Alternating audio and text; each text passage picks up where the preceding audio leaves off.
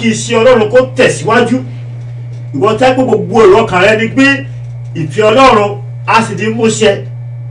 Yẹn ni pé Ọlọ́run ní àkọsílẹ̀. Ọlọ́run ní àkọsílẹ̀ iṣẹ́ tí ò ń ṣe. Ó ní pé èmi ń bọ̀ kankan. Èmi ń bọ̀ kankan láti san fún oníkálukú gẹ́gẹ́ bí iṣẹ́ rẹ̀ yóò ṣe rí. Ìyẹn ni pé kò sóko tí ènìyàn ṣe tí ò ní àkọsílẹ̀ níwájú Ọlọ́run. Ìdí nìyí tó pé gbogbo wa pátá tí a láǹfààní láti wà ní abẹ́ ohùn mi ní wákàtí yìí, béèrè lọ́wọ́ ara rẹ̀ wípé irú èrè wo ni mo máa gbà? Irú èrè wo ni Ọlọ́run máa fi fún mi? Irú èrè wo ni Ọlọ́run máa fi fún mi? Mo gbàdúrà lórúkọ Jésù, nígbà tí a bá ń pín èrè, lórúkọ Jésù ò ní gba ìtìjú. Mo ní orúkọ Olúwa, lórúkọ Jésù Kristi, mo ní ò ní gba ìtìjú. Mo ní ò ní gba ìtìjú. Mo ní ò ní gba èrè ìtìjú. Nítorí náà ni pé ní wákàtí yìí Ọlọ́run ṣe sí wa pé Olúwa rántí mi. Ọ̀pọ̀lọpọ̀ wà nù ìṣòro tàbí ìdààmú, ọ̀pọ̀lọpọ̀ wà nù wàhálà kan tàbí òmíràn tí wọ́n rò pé Ọlọ́run ti gbàgbé àwọn sínú ìṣòro yẹn. Wọ́n rò pé Ọlọ́run ti gbàgbé àwọn sínú wàhálà yẹn. Wọ́n rò pé Ọlọ́run ti gbàgbé àwọn sínú ipò àìní tí àwọn wà yẹn. Ṣùgbọ́n mo ní ìròyìn ayọ̀ fún ọ ní òní wípé Ọlọ́run kò gbàgbé rẹ. Ọlọ́run kò gbàgbé rẹ. Mo ní Ọlọ́run kò gbàgbé rẹ. Mo lè gbàdúrà pé lórúkọ Olúwa, God will remember you for good in the mighty name of Jesus. Whatever position you are right now, whatever tribulation that you are going through right now, maybe you need healing. Maybe you need God to intervene in your situation. Maybe you are in a position that you cannot help yourself. I pray today that God Almighty, God Jehovah Jireh, will remember you for good in the mighty name of Jesus. I say God Almighty will remember you for good in the mighty name of Jesus. There's no situation that you are right now that God cannot deliver you. Maybe you're having pain, and that pain, is inexpressible. It's something that you cannot express it. You are the only one that is having that feeling. That's me. The pain that nobody can behold. I pray that God Almighty, I am that I am, will heal you of that pain in the mighty name of Jesus. In the Bible, we have people that call upon the name of the Lord, and God in heaven remember them, and God hearken unto them, and at the end of the day, they have every cause to give glory to the name of the Lord. It is your turn to give praise to the name of the Lord in the mighty name of Jesus.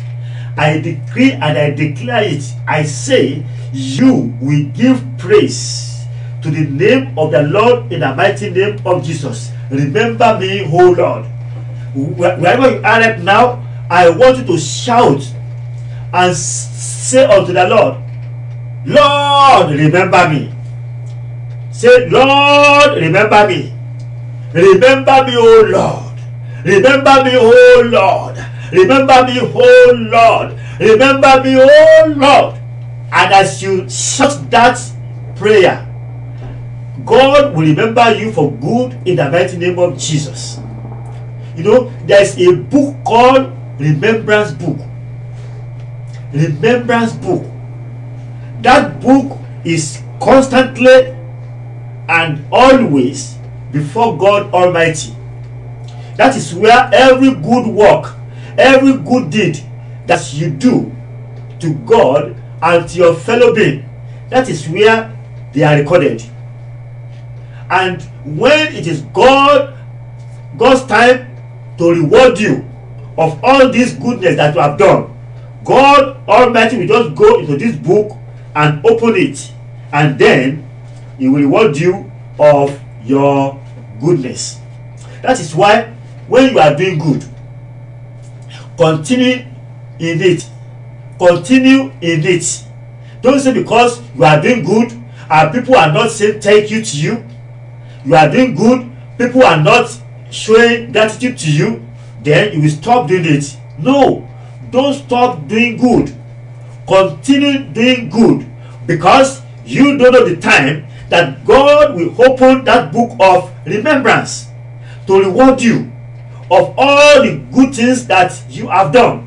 So whether people say thank you or not, whether people appreciate you or they don't appreciate you, don't let that what stop you from doing what you are doing. Continue doing what you are doing. See that what you are doing, you are not doing it for men. You are doing it for God. God is a rewarder and is the only one that can reward you. If you wait for people to reward you, they can only reward you with little. But when God rewards you, oh, God will reward you in a way that you cannot express.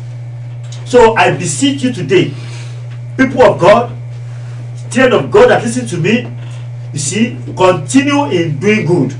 You see, there is blessing in doing good. There is prosperity in doing good. Oh, there is abundant grace of God in doing good. Therefore, continue in doing good. Má dáwọ́ iṣẹ́ rere dúró láti máa ṣe. Bóyá fún Ọlọ́run, bóyá fún ìjọ Ọlọ́run, bóyá fún ìránṣẹ́ Ọlọ́run, bóyá fún ènìyàn Ọlọ́run. Má wo ojú ẹni tí o ṣe fún pé Olúwa san ẹ̀san fún ẹ. Ọlọ́run ni olùsan ẹ̀san. Ó ní olùsan ẹ̀san. Ó ní ó máa ń san ẹ̀san fún ènìyàn. Mo lè gbàdúrà lórúkọ Olúwa pé Olúwa yóò rántí rẹ sí rere. Mo ní ìwé ìrántí Olúwa tí ó wà níwájú Olúwa. Ìwé ìrántí yẹn Ọlọ́run máa wá sí ìmúṣẹ. Ọlọ́run wá sí ìwé ìrántí yẹn kàn lónìí. Nínú ìwé mímọ́ tá bá lọ sínú ìwé Málákì orí 3 ẹsẹ̀ 16. Eléyìí fìdí ìpínlẹ̀ fún wípé níwájú Ọlọ́run à ń pè ìwé kan ní ìwé ìrántí. Nínú ìwé Málákì orí 3 ẹsẹ̀ 16, Malachi chapter 3 verse 16, ó sọ fún wa tó ṣẹlẹ̀ níbẹ̀. Ó ní pé àwọn tí ó bẹ̀rù Olúwa wọ́n kó ara wọn jọ papọ̀, wọ́n ń jíròrò, wọ́n bá Ọlọ́run jíròrò pé Olúwa báwo ni ọ̀rọ̀ tí wá ṣe rí báyìí. Tẹ́ bá lọ kà láti ẹsẹ̀ 12, ẹsẹ̀ 13, ẹsẹ̀ 12, ẹ̀rí níbẹ̀ yẹn ó ní pé àwọn agbéraga, àwọn ẹni tí wọ́n wà ní àìwà bí Ọlọ́run, àwọn ló ń tẹ̀síwájú, àwọn nìkan wọ́n ń dára, àwọn nìkan wọ́n ń pọ̀ sí. Wọ́n ń gbọ́dọ̀ sọ̀rọ̀ pé Olúwa àwọn táwa bẹ̀rù rẹ, báwo ni tí wá ṣe rí báyìí. À ń rìn ní ọ̀nà rẹ, à ń pa òfin rẹ mọ́, à ń tẹ̀lé ọ̀rọ̀ rẹ, báwo ni tí wá ṣe rí báyìí. Kí ló wá sọ fún ni pé wọ́n ní pé Ọlọ́run sì gbọ́. Ọlọ́run wá sí ìwé ìrántí. Ọlọ́run sí ìwé ìrántí. Mo gbàdúrà lónìí, àní Ọlọ́run máa sí ìwé ìrántí kan ìwọ náà. Ipòkípò tí ó lè wà, ohunkóhun tí ó lè máa là kọjá nísinsìnyí sẹ́, fún ìgbà díẹ̀ ni, fún ìgbà díẹ̀ ni, fún ìgbà díẹ̀ ni. O ò lè kú sínú ìṣòro yẹn. I'm telling you the truth. O ò lè kú sínú wàhálà yẹn. O ò lè kú sínú gbèsè yẹn. Sórí ìwọ tó jẹ gbèsè lónìí, ní ọ̀la ó di mílíọ̀nìà. Wàá tún máa fún àwọn ènìyàn. Mo sọ gẹ́gẹ́ bí orí ọ̀fíà fún mi ní lónìí sẹ́. Ọ̀ ń jẹ gbèsè báyìí, ọ̀ ń yáwó jẹun ni, bóyá ọ̀ ń yáwó ṣe rere ni. Mo wí pé Ọlọ́run yóò sí ìwé ẹ̀ tí kàn ọ́. Ìwọ náà wàá di ọlọ́lá, wàá di ọlọ́lá, wàá di ọlọ́rọ̀. Ìwọ náà wàá máa yá ènìyàn, wàá máa fún ènìyàn. Torí pé Ọlọ́run tí à ń sọ nípa rẹ̀ yìí, Ọlọ́run tó ní agbára láti ṣe gbogbo nínú gbogbo ni. Nínú ìwé Genesis orí 9 ẹsẹ̀ 1, níbẹ̀ yẹn a kọ wípé Ọlọ́run sì rántí Nóà. Ẹ gbàgbé pé Nóà tí à ń sọ̀rọ̀ rẹ̀ yìí nígbà tí Ọlọ́run fẹ́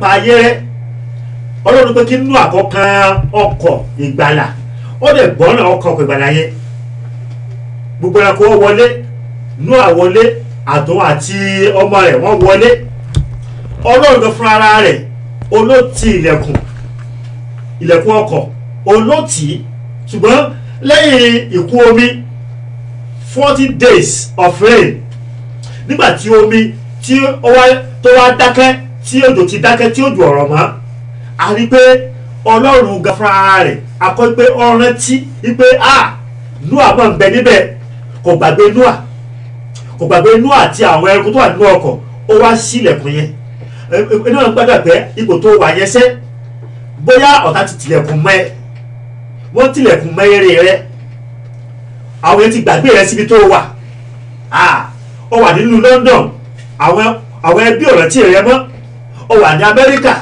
àwọn ẹbí ọ̀rẹ́ tí rẹ mọ́ ó wà ní Nàìjíríà àwọn ẹbí ọ̀rẹ́ tí rẹ mọ́ gbogbo ibi tó lè wà tí àwọn ènìyàn ọ̀rẹ́ tí rẹ mọ́ mo kọ̀kan pé Ọlọ́run kò gbàgbé rẹ èèyàn lè gbàgbé rẹ bàbá rẹ ó lè gbàgbé rẹ ìyá rẹ ó lè gbàgbé rẹ ẹ̀gbọ́n rẹ ó lè gbàgbé rẹ àbúrò rẹ ó lè gbàgbé rẹ aya rẹ ó lè gbàgbé rẹ ọkọ rẹ lè gbàgbé rẹ ṣùgbọ́n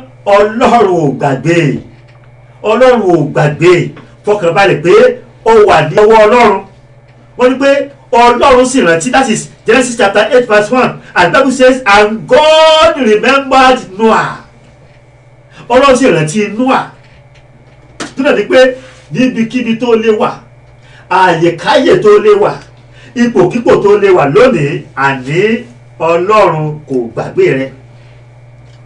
kò gbàgbé rẹ nínú Málákì chapter 3 verse 16 yẹn ó ní Ọlọ́run sì sí ìwé ìrántí yìí ni pé ó ní ìwé ìrántí kan tí gbogbo àkọsílẹ̀ ènìyàn wà níwájú Olúwa ọjọ́ tí ó sí ìwé ìrántí yẹn lẹ́nìkan kò mọ̀ àkókò tí ó sí ìwé ìrántí yẹn ó ní ẹnìkan kò mọ̀ ìdí nìyí tó yẹ pé tó bá ń ṣe iṣẹ́ rere tó kún fún iṣẹ́ rere máa tẹ̀síwájú nínú iṣẹ́ rere rẹ ó máa sọ fún àwọn ènìyàn pé ó máa tó ń ṣe tó fi wu Ọlọ́run èmi ò máa tí mò ń ṣe tí mo fi wu Ọlọ́run ṣùgbọ́n ní ọ̀pọ̀lọpọ̀ ìgbà ohun tí ènìyàn ń ṣe tó fi wu Ọlọ́run yẹn gangan òun náà ni èṣù máa attack ohun tó ń ṣe tó fi wu Ọlọ́run yẹn òun náà ni ọ̀tá ló máa attack so that o ò ní lè ṣe nǹkan yẹn láti ṣe kéde o láti fi wu Ọlọ́run mọ́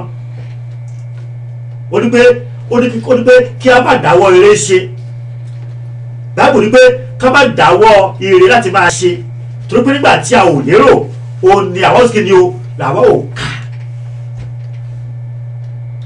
nínú ìwé Genesis chapter 30 verse 22 níbẹ̀ yẹn náà a kọ wípé Ọlọ́run rántí Rákélì which is Rachel and God remembered Rachel and what happened? The Bible says and God hearkened to her and opened her womb. Bẹ́ẹ̀ lónìí ó wà nípò àgàn òun wo ojú Ọlọ́run fún ọmọ ayé ti bú ẹ wọ́n ti sọ ní orúkọ wọ́n ní èmèrè ní ẹ wọ́n ní àjẹ́ ní ọ wọ́n lè lè bímọ mọ́ wọ́n ní pé ohun tó lè bí náà ni pé kó lọ sí tọ́lẹ̀tì kó só wípé ọmọ tó lè bí náà nìyẹn ṣùgbọ́n jẹ́ kó yí ọ wípé àwọn kọ́ ni wọ́n ń ṣe kí ni o kọ́ ni wọ́n ń ṣe ẹ̀dá rẹ àwọn tó ń sọ̀rọ̀ yẹn gbọ́ kí ní kan ni pé ṣé orí ènìyàn máa sọ̀rọ̀ ohun tí ènìyàn wá fún náà nìyẹn ènìyàn wọ́n á sọ̀rọ̀ wọ́n á pè ọ́ ní orúkọ tó bá wù wọ́n wọ́n á fún ẹ ní táìtù tó bá wù wọ́n ṣùgbọ́n kí ni Ọlọ́run sọ nípa rẹ ohun tí ènìyàn sọ nípa mi kọ́lọ́mọ́tà sí mi bí kò sí ohun tí Ọlọ́run sọ nípa mi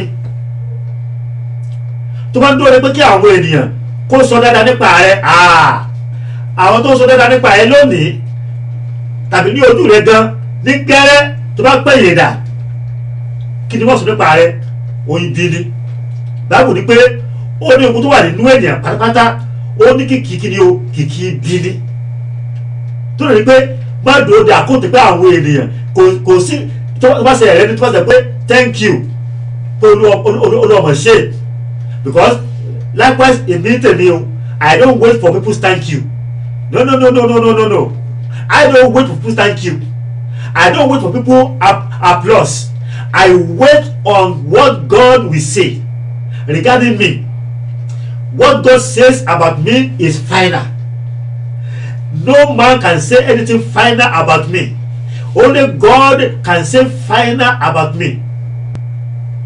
So ní pé Ọlọ́run rántí rẹ́tẹ̀ Ọlọ́run ẹ̀sìnkí ni ó sì ní inú ó dẹ̀ fún ní ọmọ tó pé ní òní yìí ìwọ́dọ̀ tó gbọ́ tó wó mi bóyá òun wo jẹ́ Ọlọ́run fún ọmọ rere ó ti gbàdúrà ọkọ rẹ gan ó ti pé wò ó tó bá ti di ìparí ọdún yìí o tó o bá ti lè ní oyún fún òun máa fẹ́ obìnrin mìíràn ni má bẹ̀rù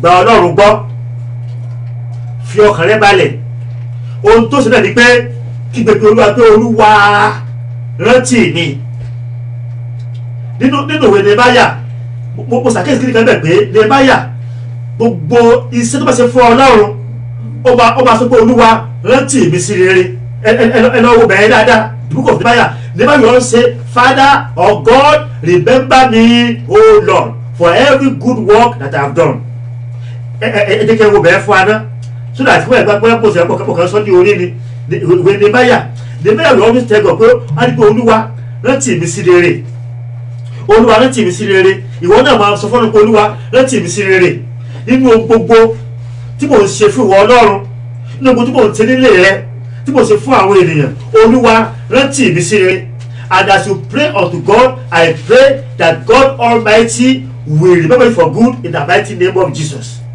Gbogbo iṣẹ́ tó ń ṣe yẹn lórúkọ Jésù kò ní lọ lásán mo ní kò ní lọ lásán ó ní pé Olúwa rántí mi sí rere and actually Ọlọ́run ti kí ni o ọ̀rọ̀ ti lè bẹ̀rẹ̀ sí rere mo gbàdúrà lórúkọ Jésù àní Ọlọ́run máa rántí ọ̀rọ̀ sí rere mo ní Ọlọ́run máa rántí ẹ̀ sí rere mo ní lẹ́tà ayọ̀ ó máa tẹ̀ ọ́ lọ́wọ́ ìròyìn ayọ̀ ó máa tẹ̀ ọ́ lọ́wọ́ má jẹ́ kí ayé kó sú ọ má para rẹ rárá má para rẹ ní èyí mo gbọ́ sórí ọmọ kan wọ́n ní ọmọ yẹn Joshua lọ́mọ yẹn jẹ́ Joshua Beckford or something ọmọ yẹn ọmọ ọdún mẹ́fà no ìgbà tí ìyá rẹ̀ bí tí wọ́n bí after 48 hours nínú London náà ni o wọ́n dọ́ǹpù ẹ̀ ìyá ẹ̀ lọ dọ́ǹpù ẹ̀ ṣùgbọ́n Ọlọ́run tí kì í gbàgbé ẹni àṣẹ ọmọ yìí àṣẹ genius ọmọ ni àṣẹ ọmọ ńlá ni ọmọ yìí ní ọdún mẹ́fà ọlọ́parí Oxford University bẹ́ẹ̀ ni Oxford University ọmọ ọdún mẹ́fà ó parí ẹ̀kọ́ ẹ̀ ní Oxford University ní ọmọ ọdún mẹ́fà ọmọ iná ìsìn ó ti wà ní 40 ó ti pé 40 years báyìí ẹ lọ torúkọ yẹn kẹ́ Google ẹ̀ Joshua Beckford ọmọ ọdún mẹ́fà ọlọ́parí Oxford University TVC gbé ó lọ sí Nàìjíríà ó ní pé òun máa kọ́ school fún wọn ní north torí pé àwọn ọmọ tí wọ́n drop out ní north wọ́n pọ̀ jù pé òun máa kọ́ school fún wọn ọmọ ọdún mẹ́fà ni wọ́n ní ìsinsìnyí ó ti di ọmọ ọdún mẹ́rìnlá ó lè jáde ní Oxford prestigious University tó dà ní pé bóyá bàbá yìí ti kọ̀ ẹ́ sílẹ̀ bóyá ìyá rẹ̀ kọ̀ ẹ́ sílẹ̀ ìyẹn kì í ṣe òpin ìrìn àjò Dáfídì wípé nígbà tí bàbá mi àti ìyá mi kọ̀ mí sílẹ̀ ó ní nígbà náà ní Olúwa sí ní o lọ́tọ́wọ́ gbà mí gbọ́rọ̀ ara rẹ pé má jẹ poison no má jẹ poison má hàn ga ara ẹ tó pọ̀ ọ̀pọ̀ àwọn ènìyàn nígbà tí wọ́n wà ní ìṣòro kan tàbí òmíràn wọ́n á ní pé bàbá àwọn ò lè ràn án lọ́wọ́ ìyá àwọn ò ràn án lọ́wọ́ ẹ̀gbọ́n kan ò ràn án lọ́wọ́ you don't need them Ọlọ́run sọ fún yín pé ò nídìí wọn ni I'm telling you the truth Ọlọ́run sọ fún yín pé you don't need them to succeed You don't need them to make it in life. What you need is God. Ọmọdé yẹn, ọdún mẹ́fà yẹn, nígbà tí ìyá rẹ̀ tó kéde o tó wá pọ̀ tí àwọn family kan wá kéde o wọ́n wá gbà sọ́dọ̀ wọ́n wá adopt yẹn, and today the glory of God is shining upon this little boy. I pray the glory of God will shine upon you in the mighty name of Jesus. Nígbà tí ẹnìkan bá kọ̀ ẹ́ sílẹ̀, Ọlọ́run á rán ẹni tí á tẹ́wọ́ gbà ẹ́, Ọlọ́run á rán olóore sí ẹ, Ọlọ́run á rán aláàánú sí ẹ, ẹni tó bá bọ́ ọdẹ ilẹ̀ lérí ayọ̀ rẹ, Ọlọ́run bá rán sí ẹ, Ọlọ́run bá rán sí mi, ẹni tó bá gbé mi náà débi tí mo fẹ́ dé láyé ní orúkọ Olúwa, Ọlọ́run bá rán sí mi, á rán sí àwọn ọmọ àti aya mi, á rán sí ìwọ náà. Ní pé bí ènìyàn tó bá kọ̀ ẹ́ sílẹ̀ sátọ̀ Ọlọ́run lọ, ó ní pé Ọlọ́run ti Rachel, the book of Genesis chapter 30 verse 22, and God remembered Rachel, and God hearkened to her and opened her womb. Ọlọ́run dẹ̀ ṣí ní inú, ó wá bí ọmọ, ó kò tó wá máa bí ọmọ ńkọ́, ó bí ọmọ ológo, ó bí ọmọ ńlá. Ìwọ́dọ̀ tó ń wò mí lórúkọ Jésù, gbogbo tó yàgàn rere lórúkọ Jésù, gbogbo àgàn rere tí ọ̀yà yẹ ọ̀yà lọ ṣe rere ní orúkọ Jésù. Mo ní lọ ṣe rere, mo ní kó lọ ṣe rere, mo ní kó lọ ṣe rere, mo ní kó lọ ṣe rere, mo ní kó lọ ṣe rere ní orúkọ Jésù. Lọ ṣe rere. Ìwọ àgbẹ̀ tó ń wò mí, ọkọ rẹ ní gbọ́dọ̀ wá ti ní oyún before the end of this year, ipò máa gbọ́ jáde. Èmi wá wí gẹ́gẹ́ bí wòlíì Olúwa, mo sọ tẹ́lẹ̀ sí ọ lónìí, mo ní ilẹ̀ ayọ̀ lórúkọ Jésù, ọlẹ̀ ayọ̀ kó sọ nínú rẹ. Mo ní oyún yẹn lórúkọ Jésù kó wọlé wá, lórúkọ Jésù oyún ọmọ rere kó wọlé wá, oyún ọkùnrin kó wọlé wá, oyún obìnrin kó wọlé wá, gbogbo ìdènà lórúkọ Jésù kó ká kúrò. Wí Ọlọ́run sì rántí Rachel nínú ìwé Ẹ́sọ́dù orí 9 ẹsẹ̀ 5, akọ wípé bákan náà Ọlọ́run sì rántí Ísírẹ́lì. Ọlọ́run sì rántí Ísírẹ́lì in the book of Exodus chapter 6 verse 5. Ẹ bá gbà pé àwọn ọmọ Ísírẹ́lì ó wà ní ilẹ̀ ìgbèkùn. Nítòótọ́ àwọn náà bára wọn ní ìgbèkùn ni, torí pé nípasẹ̀ bàbá ńlá wọn òun náà ṣe dé ilẹ̀ Íjíbítì tí wọ́n bí sí, tí wọ́n rẹ̀ sí, nítorí pé Ọlọ́run pé òun ó rán wọn lọ sí ilẹ̀ ìgbèkùn fún 400 ọdún. God said they will go into bondage for 400 years. And you know what? After 400 years, they didn't do anything about the situation. Wọ́n kẹ́ dákẹ́ wọ́n wò rẹ̀ náà ni. Ṣùgbọ́n lẹ́yìn 400 ọdún ó lé ọgbọ̀n, after 430 years, the Bible says, and the people of Israel cried unto the Lord. They cried unto the Lord. They cried unto the Lord. And what happened?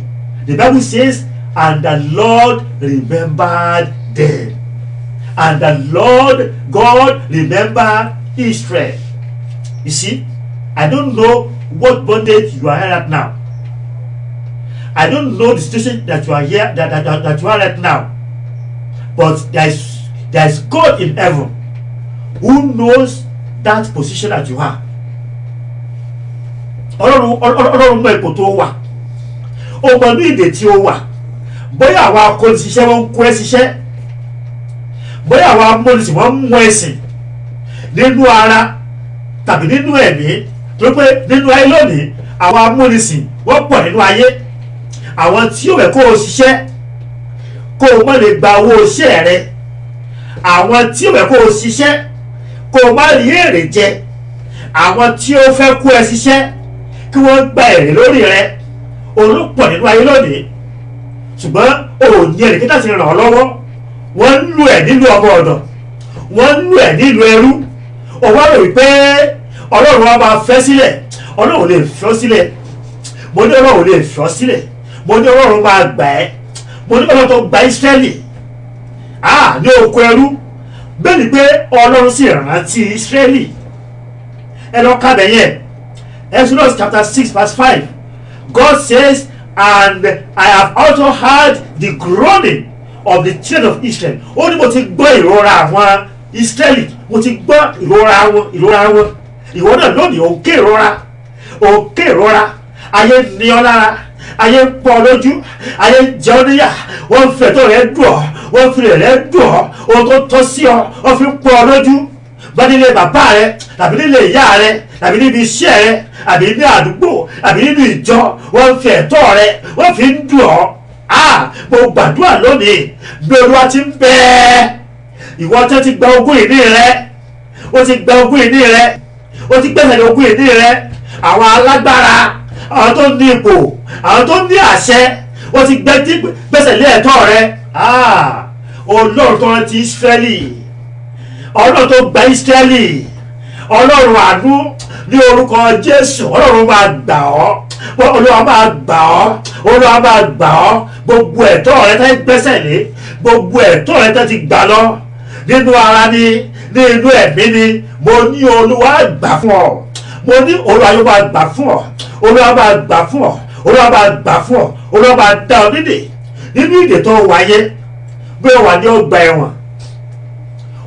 ẹ̀wọ̀n táyé tàbí ẹ̀wọ̀n ti ìjọba ló wà táyé fi ọ́ sí, mo ní orúkọ Jésù, ọ̀run máa tú ẹ sílẹ̀, ọ̀run máa tú ẹ sílẹ̀, ọ̀run máa tú ẹ sílẹ̀. Wà á láyọ̀, mo ní wà á ní ayọ̀, mo ní wà á ní ayọ̀, mo ní wà á ní ẹ̀rí. Ọjọ́ testimony rẹ ń bọ̀ lórúkọ Jésù. Your day of testimony is on the way in the name of Jesus. Ọlọ́run rántí Ísírẹ́lì. Ìdílé yẹn mo sọ pé iṣẹ́ rere rẹ tó ń ṣe, wíwá Ọlọ́run rẹ tó ń wá Ọlọ́run, rídìí tó ń rídìí níwájú Ọlọ́run, bóyá òun ṣètọrẹ àánú, bóyá àwọn ọmọ aláìní bàbá, àwọn ọmọ aláìní ìyá, àwọn opó, àwọn ọmọ òrukàn, ìwọ tí Ọlọ́run ràn lọ́wọ́ tó kò wò pé àwọn ẹni yìí kò yẹ kí àpò jẹ wọ́n, torí pé ọ̀pọ̀lọpọ̀ ló wà lónìí tí wọ́n ní owó, wọ́n ní ọlá, wọ́n ní ọrọ̀, wọ́n ní ipò láti ran àwọn ènìyàn lọ́wọ́, ṣùgbọ́n wọn ò ṣe é. Ṣùgbọ́n ìwọ Ọlọ́run rẹ̀ lọ́wọ́, gbogbo ọjọ́ ayé rẹ ló fi ń ṣakitiyan pé kí ayé àwọn ènìyàn, ayé àwọn ẹlòmíràn kó lè bá ní ìdẹ̀rùn, kí ayé àwọn ènìyàn kó lè bá gba ìtura. Mo gbàdúrà fún ọ ní orúkọ Olúwa, ayé rẹ ò ní bàjẹ́, mo ní ayé àwọn ọmọ rẹ ò ní bàjẹ́, mo ní ilé rẹ ò ní dàrú, mo ní iṣẹ́ rẹ ò ní dàrú, torí pé ohun tó ń ṣe yẹ ó ń dùn mọ́ Ọlọ́run nínú, ohun tó ń ṣe yẹ ó wù Ọlọ́run lórí. Mo lè gbàdúrà, mo ní ìwé ìrántí ayọ̀, Ọlọ́run máa ṣe kàn ẹ́ níbi tí wọ́n náà ti ní ìṣòro, tó ti ní ìdààmú, tó ti ní wàhálà. Mo ní lórúkọ Jésù, Ọlọ́run máa bá ọ pàdé níbi tí àwọn ọmọ rẹ ti ní ìṣòro, tó ti ní ìdààmú. Lórúkọ Jésù, Olúwa máa bá ọ pàdé. Nínú ìwé Àìsáyà 38 verse 1 to 5, kẹlẹ̀ pé ohun gbogbo tí ènìyàn bá ṣe, òun ló ní àkọsílẹ̀ níwájú Olúwa. Àìsáyà 38 1 to 5. Níbẹ̀ yẹn a rí pé ọba Ẹsikáyà ó ń ṣe àìsàn, ọba yìí ṣe àìsàn, ó dẹ̀ ṣe àìsàn yẹn, a kọ́ pé ó ṣe àìsàn yẹn dé ojú ikú.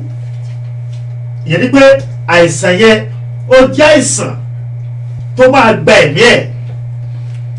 Àìsàn yẹn máa fi òpin sí ayé ọba yìí.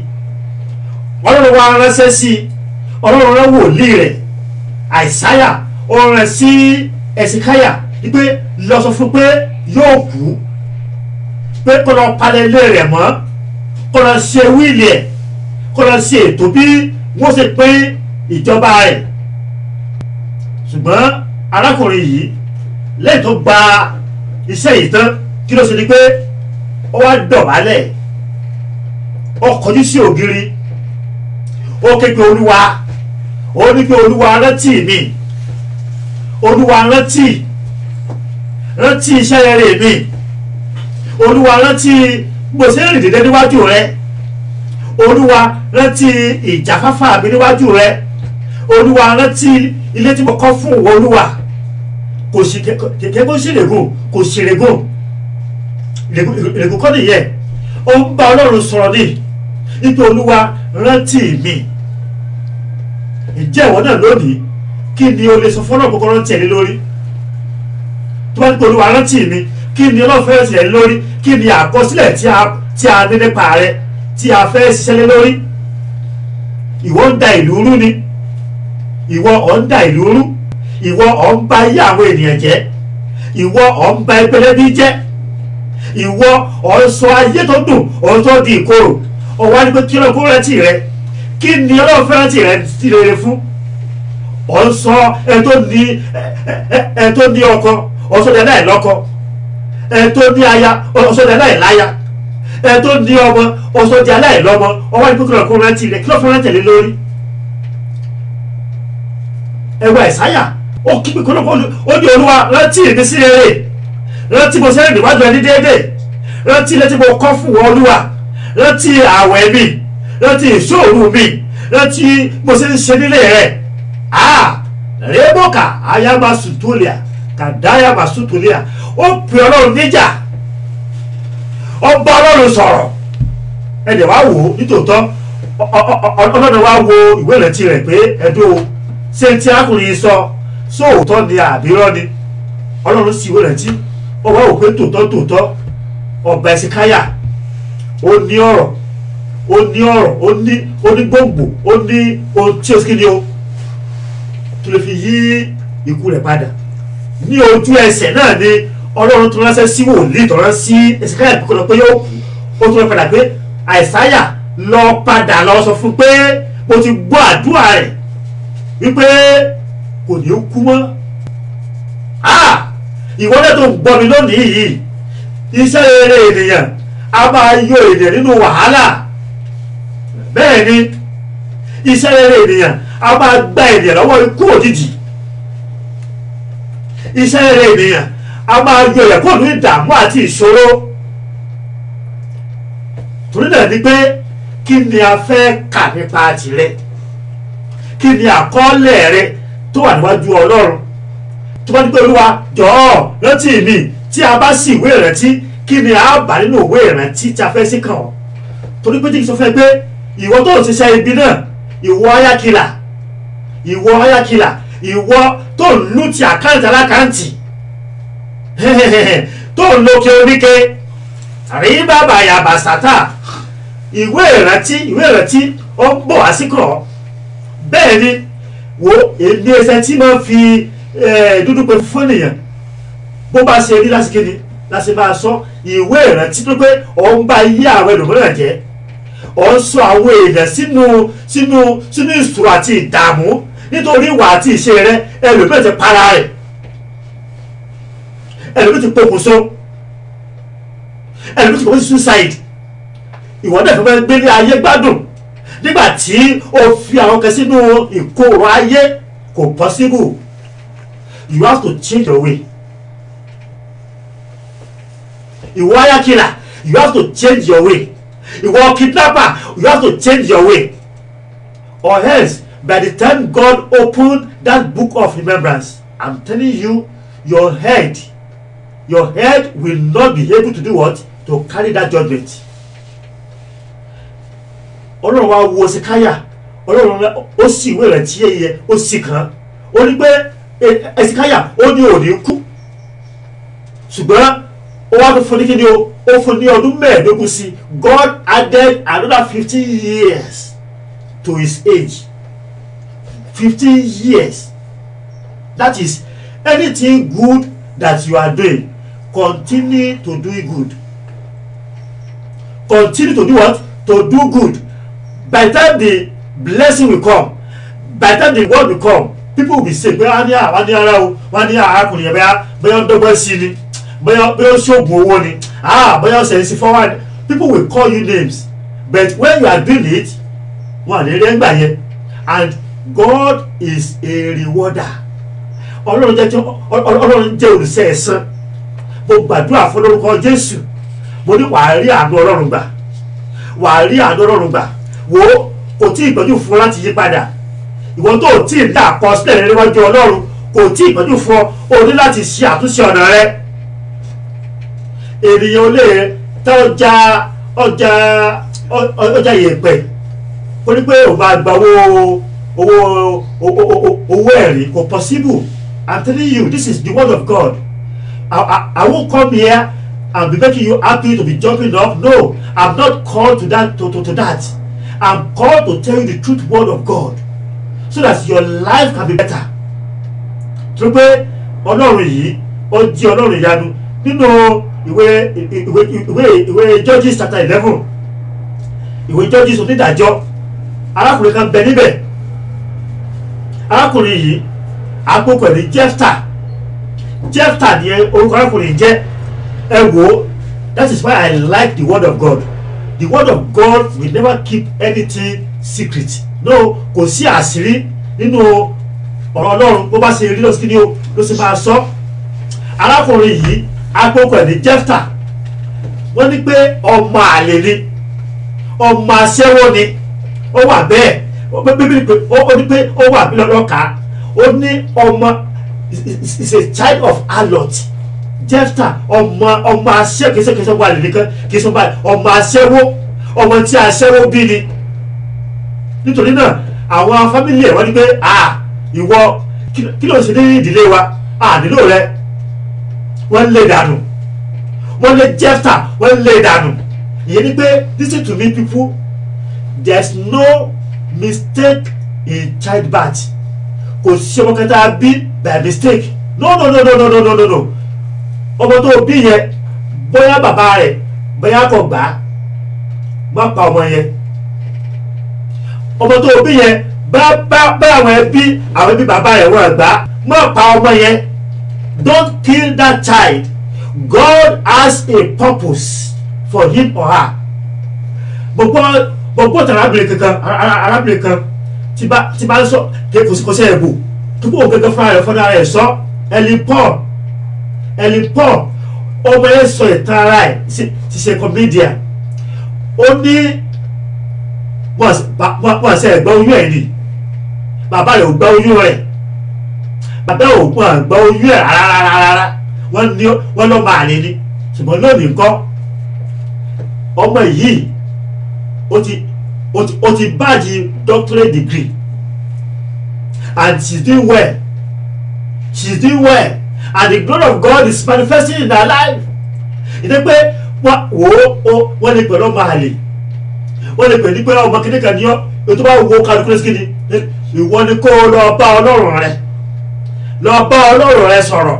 Ipò Olúwa, èmi kọ́ ni mo rán mi wá sí ayé. Olúwa, èmi kọ́ ni mo ṣẹ̀dá ara mi, ìwọ ló ṣẹ̀dá mi. Ọlọ́run ni adẹ́dà tí a ṣẹ̀dá. Ẹ̀wọ̀n akùnrin tá a pè Jephthah yìí, ó wá lé kó lé, wọ́n lé pé ọmọ àlè jáde, ọmọ aṣẹ́wó jáde, ọmọ tí ò níran jáde.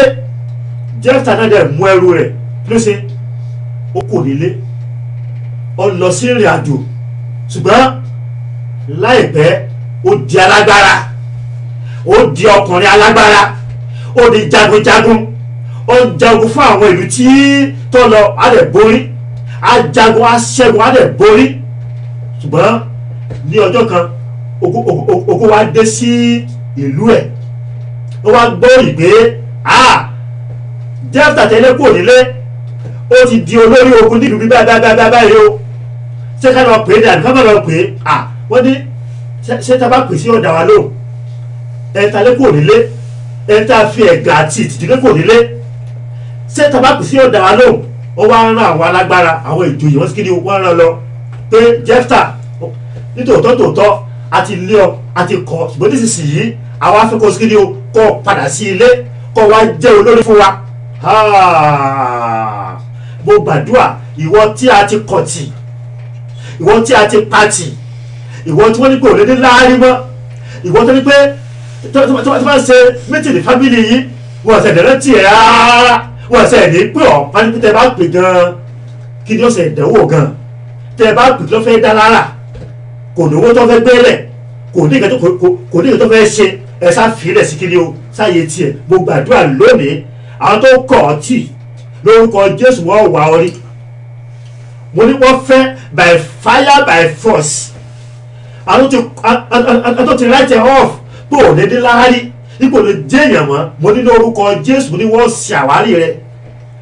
Ó wá pe Jẹ́fítà, ó wá ní pé wẹ́ gbogbo tẹ́ ẹ sọ o, ṣùgbọ́n upon one condition ni pé èmi Jẹ́fítà ìtẹ́ ẹ̀kọ́ tí yìí màá jẹ́ olórí fún yín, yín jẹ́ olórí tí mo wọ́n ní kí ló tó kù.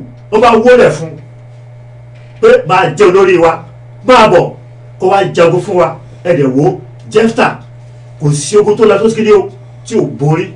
Ìyẹn ni pé Ọlọ́run á máa rántí ènìyàn sí rere. Má jẹ́ kí ìwà ènìyàn, má jẹ́ kí ìṣe ènìyàn, má jẹ́ kí ọ̀rọ̀ ènìyàn kó mú ọ láti sọ ògo Ọlọ́run nù. Má jẹ́ kí ọ̀rọ̀ ènìyàn, má jẹ́ kí ìwà ènìyàn, má jẹ́ kí ìṣe ènìyàn kó mú ọ láti sọ ọlá Ọlọ́run nù nínú ayé rẹ. Ìyẹn ni pé ògo kó wà nínú ayé rẹ tí ó máa farahàn ní àìpẹ́ yìí. Ayé fẹ́ ayé kọ̀, ọ̀tá fẹ́ ọ̀tá kọ̀, ènìyàn fẹ́ ènìyàn kọ̀. Let me tell you something. When God is about to do something, no witches or wizard, no power of darkness, no babalawo can stop it. Oh, no prophet can stop it. Oh, no pastor can stop it. Nobody can stop it when God says, I am ready. When God says, I am here to do it. I'm telling you, nothing can stop it. Ìdí ní ìta pé ìwọ náà súnmọ́ Ọlọ́run, gba Jésù Kristi ní Olúwa àti Olùgbàlà rẹ. Let me tell you something. When you have Jesus Christ in your life, I'm telling you, He will empower you, because you need the power of God. You need the power of God to make it in life. You see, let me tell you something. If you make it in life without the power of God, I'm telling you, you are doomed. That blessing will turn to curse. tó pé àwọn agbára kan bẹ wọ́n ti gbé ebo ọfẹ́ gòkè ọfẹ́ lọ onífẹ́ lẹ́bi gíga wọ́n á já ọbọ̀ ṣùgbọ́n tó bá ti wà ní Jésù I'm telling you abọ́kọ́ pé fẹ̀yìntì Jésù ni mo fẹ̀yìntì Jésù ni mo fẹ̀yìntì mi ò lè ṣubú wò mí dáadáa ìwọ ọ̀tá I cannot fall down because I have a backing. Jesus is my backing. The cross of Jesus is my backing, because all day, all night, I'm swimming in the blood of Jesus. Tí lè di pé súnmọ́ Ọlọ́run kí Ọlọ́run kó lè bá a súnmọ́. Ní ìparí ẹ̀ tí wọ́n máa gba àdúrà kan, àdúrà yẹn jọ̀ọ́ má miss it. Don't miss this prayer. It is very, very important. Tó o bá ti share program ìtẹ́tẹ̀lẹ̀, mo gbọ́rọ̀ share this program now. Àdúrà kan kọ́ àtàgbọ́dọ̀ gbà èyí tí Ọlọ́run fún mi ní revelation rẹ̀ ní àárọ̀ yìí. Mo lè gbàdúrà pé lórúkọ Jésù àdúrà yẹn ọba ọ̀rọ̀ yìí ọba mu. Ní ìparí ni pé wo ìwé kan bẹ tó jẹ́ ìwé ìrántí. Ìwé ìrántí yẹn là ń pè ní ìwé ìyè. Ìwé ìyè. Sórí ìwé eléyìí ó ṣe pàtàkì lọ́pọ̀lọpọ̀ nínú ìwé ìfihàn chapter 20 the book of Revelation chapter 20 verse 12 ó sọ kankan níbẹ̀. Ìwé ìfihàn chapter 20 verse 12 ó sọ kankan níbẹ̀. Nínú ìwé yìí tí o bá sí níbẹ̀ arákùnrin àti arábìnrin ó léwu. Orúkọ rẹ̀ lè wà nínú ìwé ìjọba pé mínísítà díẹ̀ wípé you are a commissioner. Yes, ìwé ti ayé orúkọ lè wà níbẹ̀. Wọ́n lè fún ẹ ní oyè BBB BA BD BD PhD, ṣùgbọ́n bí orúkọ rẹ̀ bá sínú ìwé eléyìí ó léwu lọ́pọ̀lọpọ̀. Nínú ìwé ìfihàn 20 verse 12 kí ló sọ níbẹ̀? The book of Revelation chapter 12 verse 12 ó sọ̀rọ̀ kan kó lè pé ìwé ńlá kan wà níwájú Olúwa èyí tí gbogbo ènìyàn tí wọ́n gbọ́dọ̀ síkíní o wọ́n gbọ́dọ̀ ní ipa àti ìpín níbẹ̀.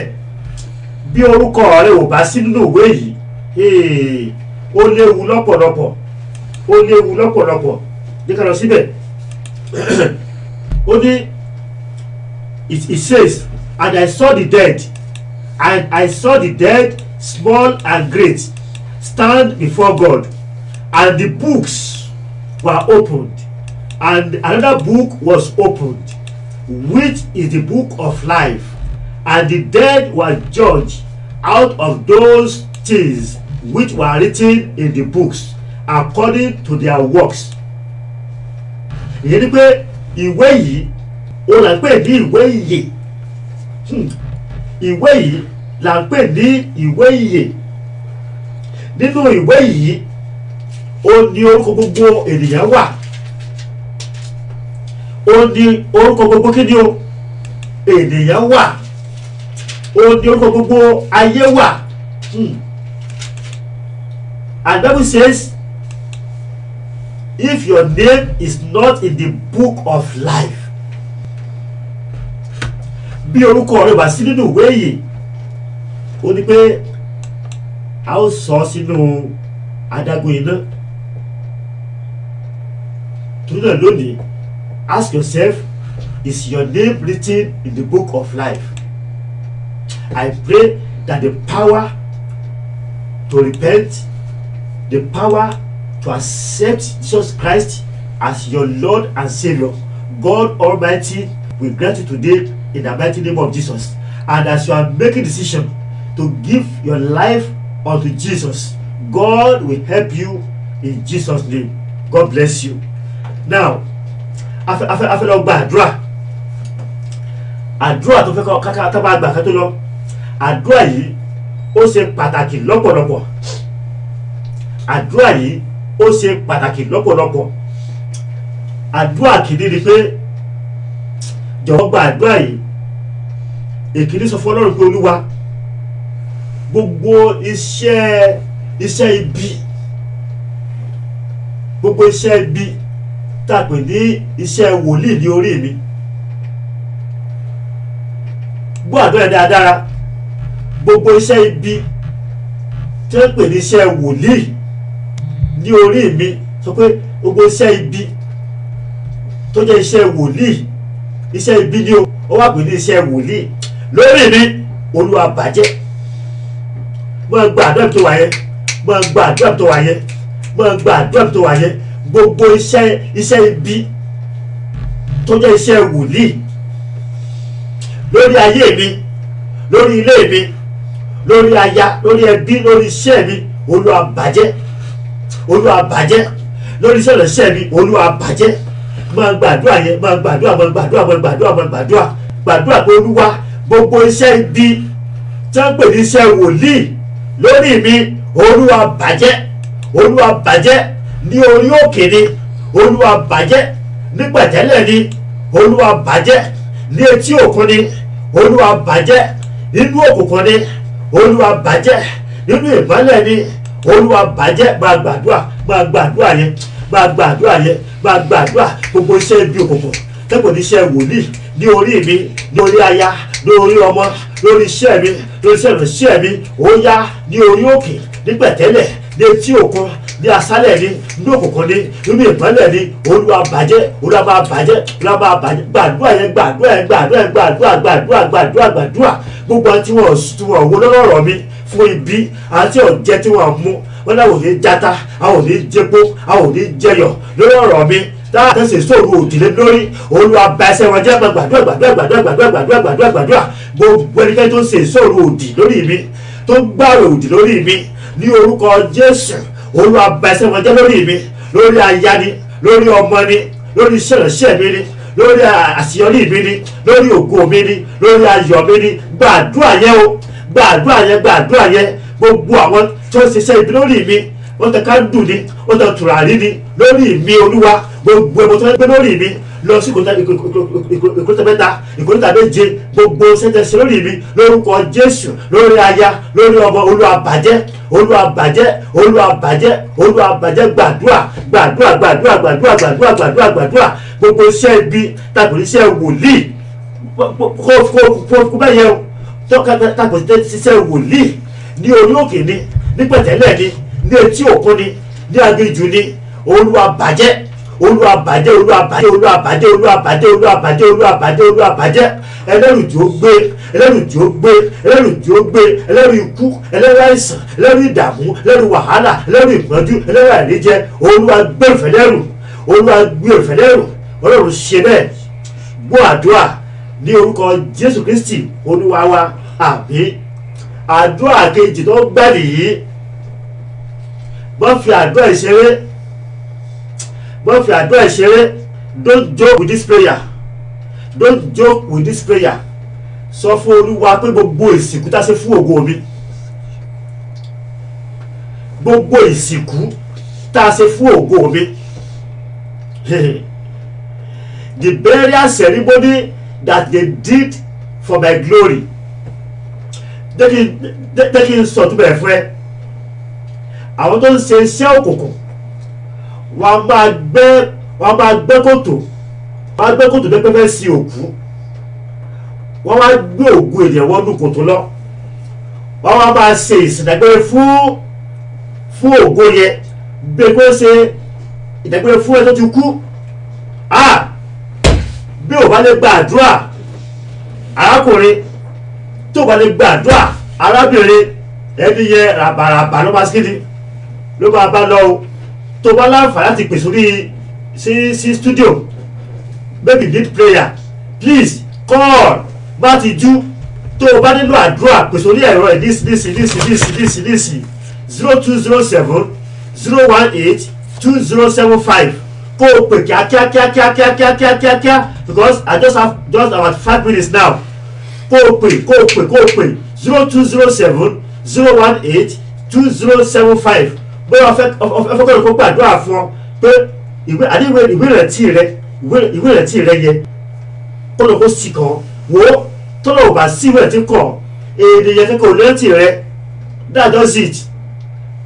Bí ọlọ́wọ́ bá lẹ́tì rẹ, ènìyàn lẹ́tì ni o kò ní lẹ́tì rẹ o. Nígbà tí wọ́n sí ìwé ìrètí rẹ kàn kọ́ńtàtì tó lé yẹ á tì ọ́ lọ́wọ́. Ẹ tó ti gbàgbé ẹ̀ fún àbẹ̀yẹ ọdún wọ́n ní pé ètò náà arákùnrin máa bẹ̀ níbẹ̀ àárẹ̀tì rẹ̀ sáà ni àárẹ̀ máa pè é. Mo gbàdúrà fún lórúkọ Jésù, ó máa dára fẹ́. Olúwa rántí bẹ́ẹ̀ sí rere. Èmi náà ti bọ̀ sọ̀rọ̀ yìí, Olúwa rántí mi sí rere. Gbogbo ibi tí ògo mi wà wò ó yẹ́ká gbàdá àti ẹ̀ka tó bá gbàgbé gbogbo ìsìnkú tó fẹ́ sí ògo mi mọ́lẹ̀. Wo àárọ̀ ènìyàn náà fún mi ní àdúrà yẹn. Àtìsípá yẹn ó ní agbára gan, ó ní agbára, àtìsípá yẹn ní agbára. Gbogbo ẹni tó fẹ́ sí ògo mi bẹ́ẹ̀ ní sí òkú, gbogbo ẹni tó fẹ́ sí ògo mi bẹ́ẹ̀ ní sí òkú. Akọ́ pé ẹ bá gbẹ́ kòtò olóò máa jì sí. Yorùbá ní pé bí inú ọ̀gàn tó bá jì, inú ara ìdásíkí ni olóò máa jì sí. Yorùbá tó sọ bẹ́ẹ̀ pé ó ní pé tí inú ọ̀gàn tó bá jì á jì sínú ara rẹ̀. Sọ fún pé Olúwa gbogbo kòtò ibi, gbogbo ìsìnkú tó fẹ́ ṣe fún ògo mi, jẹ́ kí àwọn ọ̀tá gẹ́gẹ́ sí ni wọ́n kó sí. Gbọ́gbà fún ọ̀tá ti sí ògo mi, gbọ́gbà wọ́n kò fẹ́ ti sí ògo mi. Gbogbo ẹnikẹ́ni tó fẹ́ sí ògo mi, Olúwa jọ̀ọ́ jì sínú ọ̀fìn náà. Ẹ gbàdúrà bẹ́ẹ̀, máa gbàdúrà, máa gbàdúrà, máa gbàdúrà, máa gbàdúrà, máa gbàdúrà, gbàdúrà, gbàdúrà, máa gbàdúrà, máa gbàdúrà ní orúkọ Jésù. Gbogbo ẹnikẹ́ni tó fẹ́ sí ògo mi bẹ́ẹ̀ ní sí òkú, Olúwa jọ̀ọ́ fara rẹ̀ di, yóò fara rẹ̀ di. Gbàdúrà gbàdúrà gbàdúrà gbàdúrà gbàdúrà gbàdúrà gbàdúrà gbàdúrà gbàdúrà gbàdúrà gbàdúrà. Gbogbo ẹnikẹ́ni tó fẹ́ sí ògo ọmọ mi, tó fẹ́ sí ògo aya mi, tó fẹ́ sí ògo ìránṣẹ́ mi, gbogbo àwọn tó fẹ́ sí ògo ẹni mọ́lẹ̀ ní orúkọ Jésù, Olúwa fúnra wọn jẹ́ fẹ̀mí ara wọn dì, jẹ́ fẹ̀mí ara wọn dì. A ti kọ́ wípé ẹnikẹ́ni ẹnikẹ́ni tó bá gbẹ́ kòtò òun náà ni yóò kù sí gbogbo kòtò tó tà gbẹ́ fúnra ọjọ́ kó jì sí ó ti rí bẹ́ẹ̀ Jésù Olúwa wa àmín. tó gbogbo ẹ̀ràn lé màkúlé o èmi ọmọ yín máa wà ń bí ọba Táíwò Ọláníwájú ọmọ Jímọ̀ awi koko lójú ọlọ́rọ̀ ǹjẹ́ bí lọ́rọ̀ bá gbọ́ kí ni kò ṣe àní kó má ṣe ohunkóhun pété àkọ́bí mi tún ibẹ̀ ṣe ni dáàdi máa kó atótó látàárọ̀ ẹ kú iṣẹ́ Olúwa Olúwa yóò máa ràn yín lọ́wọ́ o agbára ẹ̀fẹ̀ mọ́ náà wọ́n ìdágbére fún yín tẹ̀lé ìga àwọn ìtẹ́lọ́wọ́ bá fi sí ní ọkàn láti sọ fún ènìyàn lẹ́nu ní agbára o fún àpẹẹrẹ ṣé ó ṣeé ṣe kí ẹ̀dá lè máa sin ògo ènìyàn kọ́ sí bí ẹni sí òkú. bẹ́ẹ̀ ni wọ́n ń ṣe dáadáa wọ́n á ṣe ìgbàdá fẹ́ ṣe ìṣèdágbére fún ẹni tó ti kú wọ́n á gbé sínú kòtò wọ́n á dẹ̀ ṣe èsì fún wọ́n á dẹ̀ bò mọ́lẹ̀ bẹ́ẹ̀. ó dà irúfẹ́ yìí tá a bá sin ògo rẹ̀ mọ́lẹ̀ kí ló ń tún máa ṣẹlẹ̀ sẹ́yìn náà. kò ní lógo lòdì. kábíyèsí Ọlọ́run. ẹnikẹ́ni wọ́n ti sin ògo rẹ̀ mọ́lẹ̀ kò ní rí ògo lò a kàn máa ṣe bó ṣe mẹ́wàá báyìí kò ní rí àkójọ lé lórí kò sí ìgbà tó ṣe tápá sí ní ayọ̀ sí rere. dádì ẹ jẹ́ bá mi fi ojúṣùnù kò wo eléyìí mo mọ arábìnrin kan ní ìlú Nàìjíríà arábìnrin yìí ó ti bẹ̀rẹ̀ sí ní owó ń ríṣẹ́ láti bọ̀ bí ọmọ ọdún méjìdínlógún 18 years ní ọdún ẹ̀ ti là lọ́wọ́ ẹ̀ ti jí sí owó ó ní owó ìtítí tó fi pé bí ọmọ 30 ọdún dáàdì gbàtà arábìnrin pé ọmọ 30 ọdún ó kọ́ ilé alárànbarà kan nílùú Èkó ilé ìtóbi gan ẹ lè ní ìgbà ọmọ 30 ló kọ́ ilé pẹ̀lú gbogbo èyí náà ó ń rán àwọn èèyàn wá sí ìlú òyìnbó ó máa ń rán àwọn èèyàn wá sí ìlú òyìnbó dáadáa nípasẹ̀ arábìnrin ìyá ó kéré jù àwọn máa ka bí èèyàn bíi 10 tóun ti rán wá sí ìlú òyìnbó yìí àmọ́ nígbà tí arábìnrin pé bí ọmọ 40 ọdún 40 years gbogbo owó ilẹ̀ lọ kò sí nǹkan kan mọ́ kò sí nǹkan kan arábìnrin mọ́ nínú gbogbo ilé lọ okùnlé ẹ̀kan péré tó ń gbé ẹ jẹ́ wọ́n mọ̀ pé gbogbo ọmọ tó ń wá rán lọ sí ìlú òyìnbó yìí ṣe bóyá kọ́ padà wá máa ṣe fún òun nígbà tí ò sí mọ́ tó bá ń pe gbogbo wọn kẹ́yìn sí kò wá rí aláàánú kankan mọ́ débi pé tí ò wáyé tí ì tọrọ kò lè rí jẹ dáhùn níbi tó le dé á gbé iṣẹ́ àṣìta láàárọ̀ láti máa retí ẹni bá fẹ́ kọjá kóun lè tọrọ 1,500 naira lọ́wọ́ ẹ̀ bí bá ti ń sọ̀rọ̀ ìdáde ọ̀nà rẹ̀ ò yí padà kò sí iná ọ̀nẹ́ dáàdì kílẹ̀ ló lè fa orú ìgbésí ayé bẹ́ẹ̀. ìkíní a lè sọ pé nǹkan pàtó báyìí òun ló fà á ṣùgbọ́n ó tó máa ń sábà ṣẹlẹ̀ ní pé kí ni orísun ọ̀rọ̀ yẹn kí ni orísun ọ̀rọ̀ yẹn tó pé nígbà míì bẹ́tà pé àwa ènìyàn àwa ẹ̀dá ènìyàn a máa ń sáré ju àkókò Ọlọ́run lọ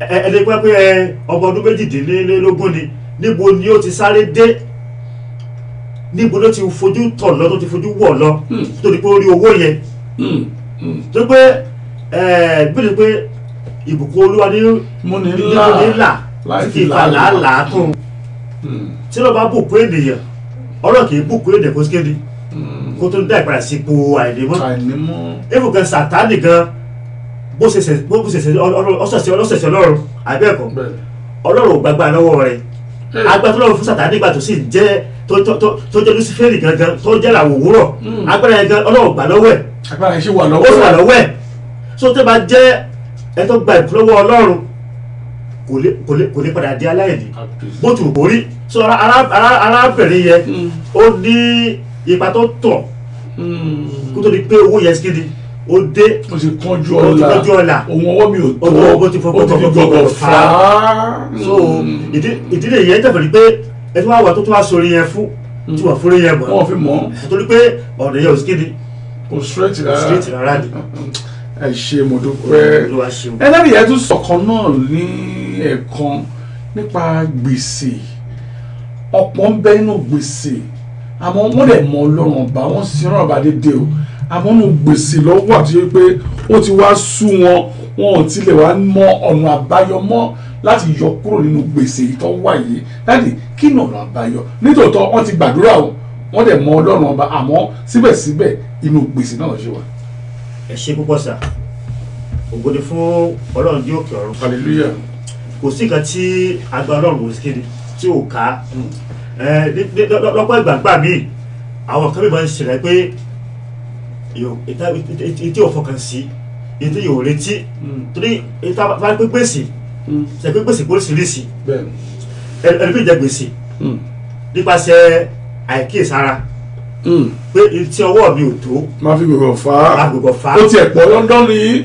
so ẹlòmíì dẹ̀ ní ó jẹ gbèsè nítorí pé ó gba ẹ̀bùn tí ẹ kó síkéde tí ẹ kó gbà so kò sí ọ̀nà tí gbèsè tí ò fi lè wá ṣùgbọ́n ó túnbọ̀ ní pé Ọlọ́run aláàánú ni tó ń sọ ní pé irú ẹni bẹ́ẹ̀ yóò képe lọ́dọ̀ ìpè Olúwa gbà mí dìde fún ìrànlọ́wọ́ mi kò sí pèsè tí ìyẹn jẹ tí Ọlọ́run ní agbára láti kéde láti ràn lọ́wọ́ ó wà ní Bíbélì wọ́n ní pé ìyàwó ìránṣẹ́ Ọlọ́run tí ó jẹ gbèsè kókè tó kú kò ní ìrètí kankan mọ́ ó ti sọ ìrètí dùn pé oúnjẹ tó kù nínú ilé òun àtọ́ àwọn ọmọ kásìkí náà jẹ́ fọ́ọ̀dẹ́ òkú ni ṣùgbọ́n Ọlọ́run gbèrò níde fún Ọlọ́run ràn lọ́wọ́ ohun tí ò wá tó ó sì kí ni ó wá ṣẹ́kù mo gbàdúrà lónìí lórúkọ Olúwa gbogbo owó tó wà ní gbèsè tápé gbèsè yẹ ó dẹ̀ pé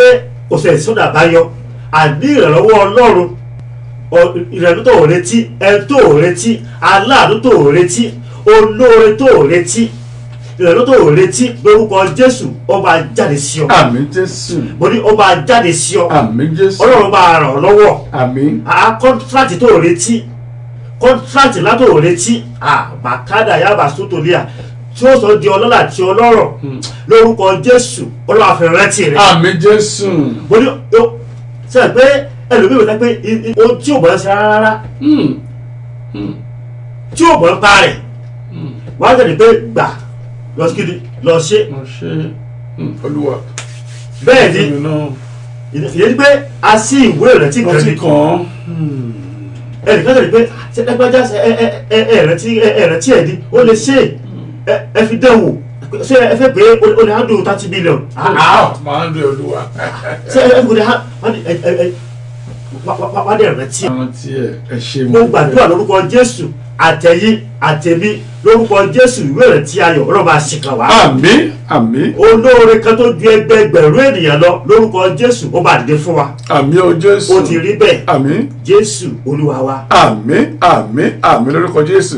ìyáàfin Ayọ̀nìkẹ́ Olúfẹ́mi Akíndíjì àwọn ní gbogbo iṣẹ́ ibi lórí mi àti ìdílé mi Olúwa bàjẹ́ o gbogbo ẹ̀yin tẹ́ ń gbọ́ wa náà ẹ náà ń gbàdúrà yìí wípé gbogbo iṣẹ́ ibi iṣẹ́ òkùnkùn lórí yín àti ìdílé yín kí Ọlọ́run bá kó bàjẹ́. tó dádì nígbà tí ẹ̀ ń sọ̀rọ̀ lẹ́ẹ̀kan ohun ẹ̀ẹ̀kan bí fi ń gbádùn yín rèé ẹ kì í fi igbá kan bọ̀ kan nínú bẹ́ẹ̀ ni Ọlọ́run bá ṣe fi sí yín lọ́kàn lẹ máa ń sọ jáde bó lè jẹ́ pé àwọn pàìtọ́ ẹ̀mí ọ̀run á fi sí wọn lọ́kàn tó tọ́ àmọ́ kó tó sọ wọ́n fẹ́ amend ẹ̀ wọ́n á gbé yẹ̀ wò amend yìí rọ́ o bọ́lá ọba yìí sọ fún yín náà lè ṣe ń sọ ẹlẹ́nu bá ike ẹ̀rí nígbà tẹ́ sọ ẹ̀ nípa mí nítorí pé àkàìmọye ìlànà ní í ṣe gbogbo tẹ́ ń sọ yìí àmọ́ kátólẹ̀ gbà yípa àwọn èèyàn ń ṣe ìwádìí tí àwọn pàìtọ́ ọjọ́ lọ́rùn ọba ẹ mọ̀ wípé àwọn ọmọ ìjọ yín ṣe nǹkan báyìí èyí tí ẹ kẹ́ bá wọn wí o ẹ tún encourage wọn sí ní nítorí pé ọmọ ajábọ̀ fún pàìtọ́ olórí ìjọ kí lè rí sí àárín àwọn pàìtọ́ ni.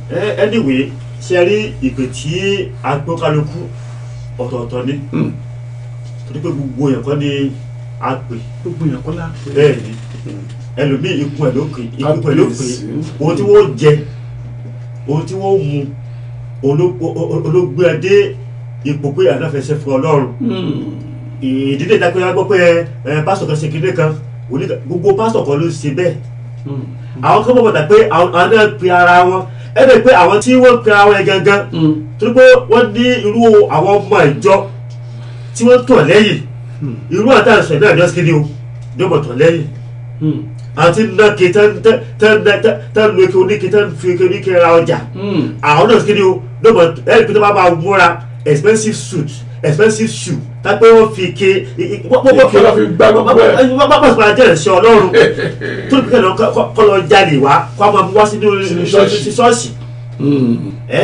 so ọjọ́ ìdájọ́ ajé ọjọ́ ẹ̀rù ajé ọjọ́ ńlá ajé ọjọ́ pé gbogbo tó wà ní òkùnkùn kásìkè ni o afra ní ìmọ́lẹ̀ àdúrà fún mi pé gbogbo tó wà ní òkùnkùn ẹ̀ náà lórúkọ Jésù Ọlọ́run yóò ràn wọ́n lọ́wọ́. àmín àmín àmín dádì lákòótán táwọn fi mú ètò yìí wá sí òpin ìbéèrè kan rèé arákùnrin kan bẹ nílùú London tó wà yìí àgbàlagbà gbóǹtarìgì nínú àwọn tó ń ṣe ojú tó máa ń ná kiri ni ògbóǹtarìgì ìlú mọ̀ọ́ká ẹ̀dá tá a mọ̀ pé iṣẹ́ rẹ̀ ni àmọ́ lẹ́nu jẹ́ mẹ́ta yìí làwọn agbópo ti di pàìtọ̀ lẹ́nì ṣé ká sọ pé olúwa ti fojú fún gbogbo ẹ̀ṣẹ̀ ló ti ṣe tẹ́lẹ̀tẹ́lẹ̀ olúwa ti pè sínú àgọ́ ìgbàlà àbí ká sọ wípé iṣẹ́ ibi rẹ̀ náà ló pè bẹ́ẹ̀ sọ pé ikùn àwọn pásítọ̀ mi máa ń pè wọ́n àwọn ti di pásítọ̀ báyìí. ẹ ṣe rí bákan méjì ní sá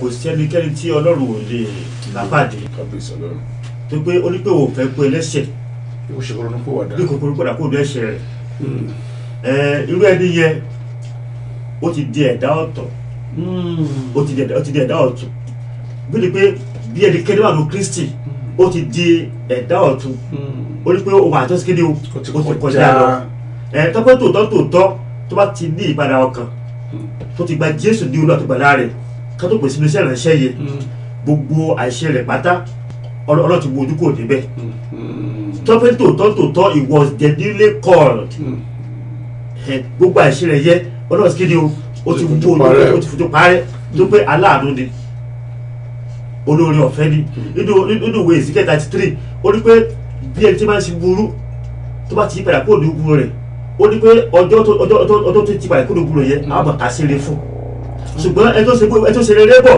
tó bá kó ní gbúrò rere tó bọ́ sí búburú ó ní gbúgbà sí kéde o lákàsí ní ọrùn tó dà ní pé kò sẹ́kẹ́ tó burú tí ọ̀nà sí kéde tó lè lè gbà adájọ́ ó lè tó wà dé apọ́ọ̀tù kọ́ ó lè apọ́ọ̀tù ó sọ fún Jésù pé ní Jésù ó ní pé àwọn pé ìyà tá à ń jẹ ìyà ẹ̀ṣẹ̀ wa làwọn jẹ yìí ó sì pé ọjọ́ kíni ọjọ́ olóòótọ́ àti lódodo Jésù pé lónìí ló pàdé mi ní aládìsí so aláàánú ni Ọlọ́run ẹnikẹ́ni àwọn táwọn sọ̀rọ̀ náà ẹlẹ́ṣẹ̀ ni wọ́n á rí gbà kan rí àánú la rí gbà olùfẹ́ la rí gbà tó dàbí pé kò sẹ́kẹ́ tó burú tá pé Ọlọ́run kíni o tí ò ní yí padà.